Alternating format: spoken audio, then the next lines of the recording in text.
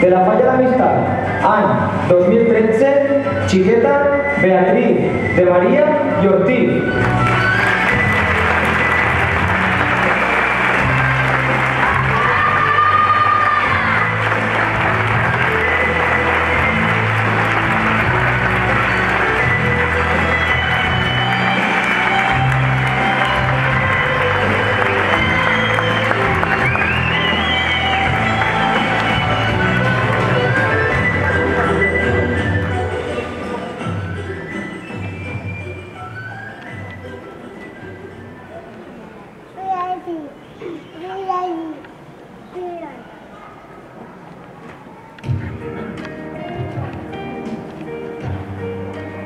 Bea, por fin ha llegado el día con tanta ilusión esperabas.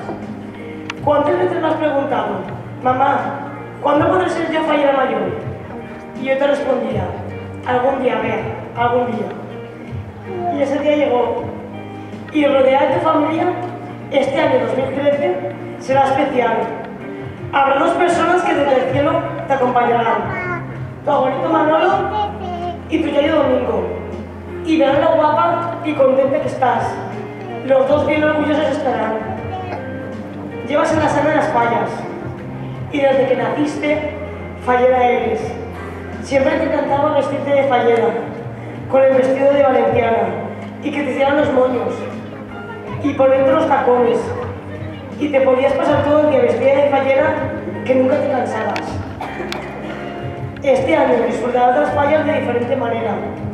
Allá donde vayas, representarás a los simpatizantes de la Falla de l'Amistat. Disfruta de cada momento. Desde hoy tu presentación, la Trinidad, la cabalgata, la plantada, la entrega de premios, las meriendas y fiestas en el casal, la ofrenda a la Virgen y la crema. Toda tu familia te acompaña hoy. Yaya, tíos y primos. Y cómo no, tu padre, tu hermano y yo estaremos a tu lado en todo momento.